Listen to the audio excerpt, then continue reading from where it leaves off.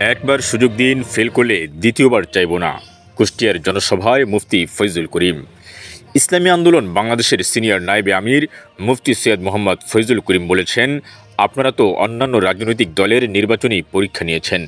আওয়ামী লীগ পরীক্ষায় পাশ করে এখন ভারতে পলাতক। বিএনপি বারবার পরীক্ষা দিয়েছে। এবার আমাদের একটা সুযোগ দিন, যদি ভালো ফলাফল না করতে পারি দ্বিতীয়বার পরীক্ষা দিতে আসব না। গত বুধবার 9 জুলাই বিকেলে কুষ্টিয়ার কুমারখালী উপজেলার পৌর বাস টার্মিনাল সংলগ্ন এলাকায় গণসমাবেশে তিনি একথা বলেন।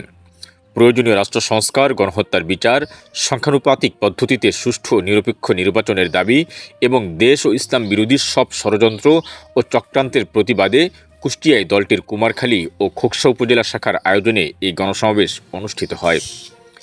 এ সময় তিনি বলেন, অন্যান্য রাজনৈতিক দলের কর্মসূচিতে ফুল দেওয়া নিয়ে, চেয়ারে বসা নিয়ে মারামারি হট্টগোল হয়। তাই যাদের অনুষ্ঠানে বিশৃঙ্খলা হয় তাদের দিয়ে দেশ সুশৃঙ্খল করা যায় না। আর যাদের অনুষ্ঠানগুলো সুশৃঙ্খল, তারা দেশকে সুশৃঙ্খল রাখতে পারে। আমরা বাংলাদেশকে হারাম মুক্ত করতে পারবো।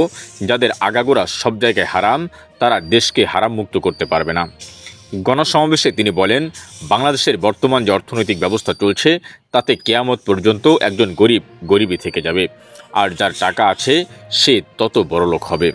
এজন্য আপনাদের কোনো পরিবর্তন নেই। যাকে ভোট দিচ্ছেন তারা রাতারাতি আঙুল ফুলে কলা গাছ না বট গাছ হয়ে যায়। তিনি বলেন, ইসলামী আইন প্রতিষ্ঠা হলে কাউকে চুরি করতে হবে না, বরং তার ন্যায্য প্রাপ্য তার কাছে পৌঁছে যাবে।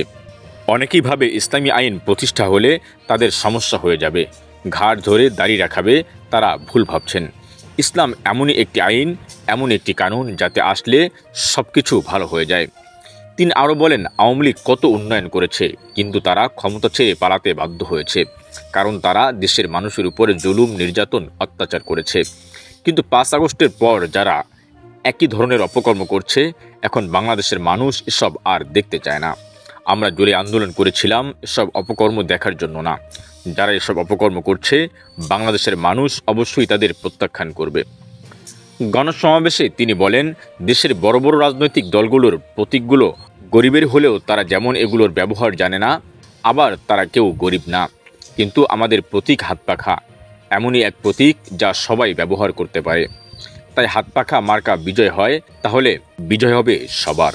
তিনি আরও বলেন, একবারের জন্য হলেও ইসলামকে সুযোগ দিন। ইসলামকে বোঝার চেষ্টা করুন। যাদের কথা ও কাজে মিল আছে তারা দেশে শান্তি প্রতিষ্ঠা করতে পারবে, আর যাদের কথা ও কাজে মিল নেই তারা দেশে শান্তি প্রতিষ্ঠা করতে পারবে না।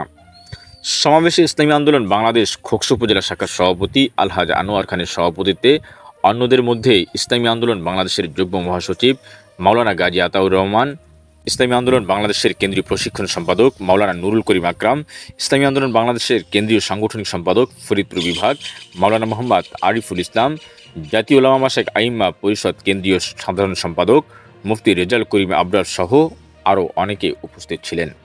হুসেন মোহাম্মদ আরমান, 10 দিক।